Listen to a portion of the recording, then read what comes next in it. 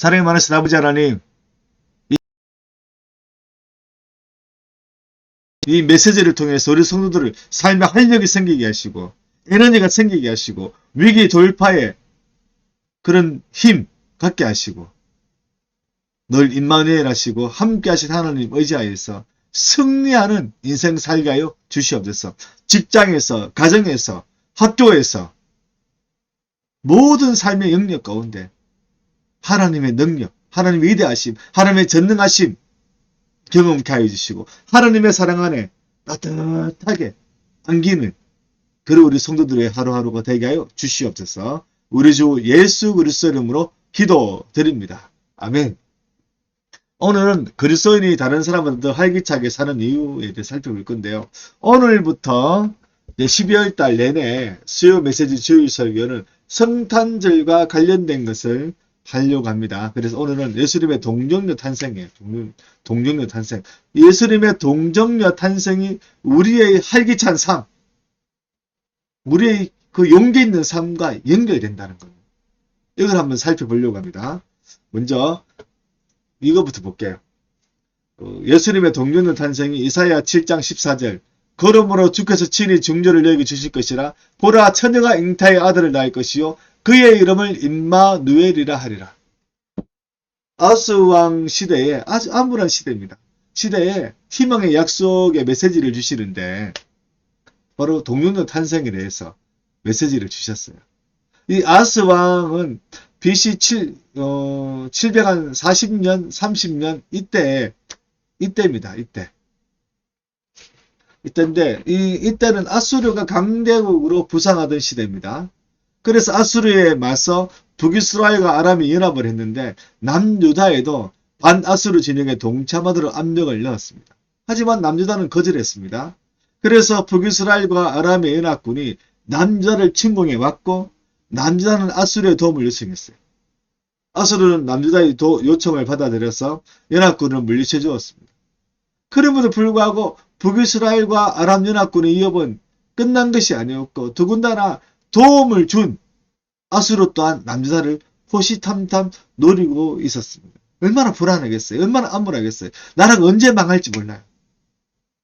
물론 이때부터 거의 한 50년 정도 남유다가 또 더 유지가 되긴 한데 근데 이때부터 150년 유지될 때까지 망하기 직전 망할 때까지 정말 풍전등화의 그런 위기 속에 이 남유다 왕국이 있었다는 것입니다.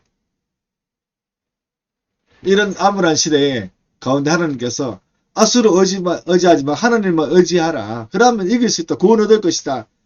그렇게 말씀하셨습니다. 그러면서 동정녀 탄생을 말씀하시면서 동정녀 탄생은 기적을 넘어 하나님께서 남유다와 함께하는 임마누엘의 상징이다. 임마누엘이 하나님께서 우리와 함께 계신다. 이런 뜻이잖아요. 하나님께서 남유다와 함께 계신다. 하나님이 남유다의 구원자다. 하나님께서 남유다의 보호자다. 그게 임마누엘에 들어가 있어요. 그 이 임마누엘의 상징이 뭐냐? 동정녀 탄생입니다. BC 730년대 주어진 동정녀 탄생은 730년 뒤에 예수 그리스도의 탄생으로 성취가 되죠. 오직 하나님만 믿으면 된다. 그렇게 성취가 됩니다. 자, 사도신경에서 우리는 성령으로 잉태하사 동정녀 마리아에게 나시고 라고 고백합니다. 이 부분에 우리 교재가 있죠. 성리하는 그리스도의 삶 성경공부 1단계 그리스도인의 정체성을 이해하라.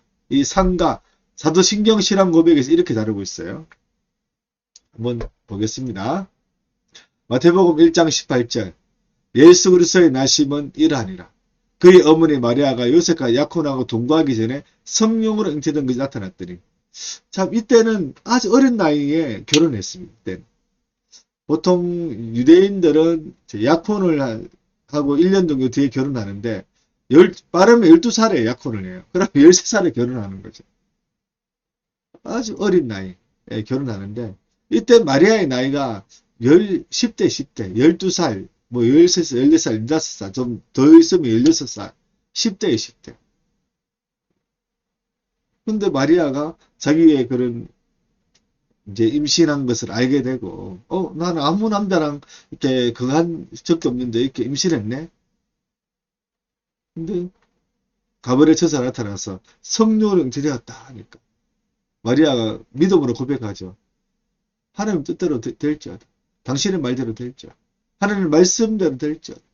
그렇게 믿음의 고백을 해요. 믿음의 고백을. 정말 청소년 시기에 이런 고백한다는 게 대단하지 않습니까? 신앙교육이 그렇게 중요합니다. 신앙교육이. 자, 마태복음 1장 23절 바로 그 이사야에서 10장 14절 말씀을 그대로 또 가져왔죠. 보라 처녀가 잉태하여 아들을 낳을 것이요 그의 이름을 임마누엘이라 하리라 하셨으니 이를 번역함즉 하나님이 우리 함께 계시다 함이라. 자, 잉태는 태아가 산모의 뱃속에 임신이 되었다는 것입니다. 동정녀는 남자를 모르는 온전한 처녀라는 거예요. 말은 요셉과 조곤했지만 남자를 모르는 처녀였고 성령으로 임신한 예수님을 낳았다는 것입니다. 이게 바로 동정 탄생의 핵심입니다. 자, 로마 가톨릭에서는 예수님을 잉태한 마리아를 거룩한 성인으로 여겨서 예수님께서 성취하신 것처럼 마리아도 성취했다. 죽지 않았다. 성인이니까 죽지 않았다. 그래 마리아 성전설. 또 예수님을 낳은 마리아에게 하나님이 보답으로 죄를 없애버렸다는 거예요. 죄를. 그래 마리아 무엇을 낳습니다. 원죄를 없애버렸다. 마리아 무엇을. 또 예수님 낳고 난 뒤에 마리아는 예수님을 낳은 것으로 끝이고 그래서 이제 요셉과 결혼했지만 요셉과 이렇게 잠을 자진 않았다. 그래서 마리아 평생 동정녀설도 나옵니다. 하자면 이 모든 주장 마리아 성전설, 동정녀설, 무엇설, 평생 동정녀설, 무엇설은 다 성경의 진리와 배치됩니다. 마리아는 하나님의 아들을 낳는 영광의 은혜를 입은 죄인일 뿐이에요. 그리고 마리아는 예수님을 낳은 후 예수님의 동생들을 계속 낳았습니다. 마가복음 3장 31절 32절 그때 예수의 어머니와 동생들이 와서 밖에서 사람을 보내 예수를 부르니 무리가 둘러 앉았다가 여짜오되 보소서 당신의 어머니와 동생들과 너희들이 밖에서 샀나이다. 예수님은 첫째고 예수님을 낳고 난 뒤에 쭉 이렇게 자녀들을 낳았다는 겁니다. 마태복음 13장 35절 예수님의 동생들의 이름도 나와요. 이는 그 목수의 아들이 아니냐? 그 어머니는 마리아, 그 형제들은 야고보, 요셉, 시몬, 유다. 야고보, 요셉, 시몬, 유다. 쭉 나오죠. 야고보와 유다는 성경을 기록했죠. 야고보서, 유다서 기록했죠. 갈라디아서 1장 19절 주 형제 야고보 외에는 다른 사도들을 보지 못하였느라 이렇게 말씀하고 있습니다. 자, 동정녀 탄생이 우리에게 주는 중요한 의미가 있습니다. 예수님의 완벽한 신성과 완벽한 인성을 가지신 분이심을 예수님께서 완벽한 신성, 완벽한 인성을 가지신 분이심을 보여주기 때문에 주는 중요한 의미가 있어요. 자, 오타를 고치겠습니다. 자, 조금 부족한 신성, 조금 부족한 인성이 아닙니다. 신성 가졌는데 좀 기적 베풀 줄 알고 병 고칠 줄 알고 무리 거둘 줄 아는 그 정도 신성 가졌는데 하면은 하나님은 아닌다. 이런 게 아니에요. 인성을 가졌는데 조금 피곤하고 조금 배고프고 하지만 탁월하다. 그러니까 이제 인간은 아니다. 그런 게 아니에요. 신성을 가졌지만 신은 아니고 인성을 가졌지만 인간은 아니다. 그런 게 아니에요. 바로 완전한 하나님이시고 완전한 인간이시라는 거예요. 예수님께서 완전한 하나님이시고 완벽한 인간이시라는 성경의 증거들이 있습니다. 빌립보서 2장 6절 7절 그런 근본 하나님의 분재시나 하나님과 동등됨을 취할 것으로 여기지 아니하시고 오히려 자기를 비워 종의 형체를 가지사 사람들과 같이 되셨고 여기서 6절의 본체는 형상, 모양, 외형의 뜻을 가진 헬라어 모르페입니다. 모르페. 이것은 7절의 형체에도 그대로 사용돼요. 본체 형체는 같은 뜻입니다. 헬라어 모르페는 시간과 환경에 따라서 변화되는 외적 모습을 말할 때는 사용되지 않아요. 변하지 않는 것. 변하지 않는 것. 어떨 때는 신성이었다가 어떨 때는 인성이었다가 어떨 때는 완벽했다가 어떨 때는 부족했다가 그런 게 아니라는 거죠. 완벽한 하나님의 신성, 완벽한 인간의 인성 가진 독보적인 존재가 바로 예수님이시다. 그렇게 볼 수 있는 것입니다. 그래서 사도 요한은 예수님을 하나님이시라고 분명히 말하고 있어요. 요한복음 1장 1절 대초에 말씀이 계시네. 이 말씀은 하나님 함께 계셨으니 이 말씀이 곧 하나님이시라. 이 말씀이 곧 예수님이시죠. 또한 예수님은 연약한 인간이기도 하셨습니다. 피곤함도 하시고 배고픔도 하셨습니다. 요한복음 4장 6절 거기 또 야곱의 우물이 있더라. 예수께서 길 가시다가 피곤하여 우물 곁에 그들을 앉으시니 때가 6시쯤 되었더라. 마태복음 2장 21장 18절 이른 아침에 성으로 들어오실 때 시장하시다 배고프셨다는 것이죠. 피곤함도 하시고 배고픔도 하셨다는 것입니다. 심지어 부활하신 이후에도 완벽한 인간의 형체를 가지셨고 음식을 드시기도 하셨습니다. 누가복음 24장 38절 43절 예수께서 이르시되 어찌하여 두려워하며 어찌하여 마음에 의심이 일어나느냐. 내 손과 발을 보고 나인 줄 알라. 또 나를 만져보라.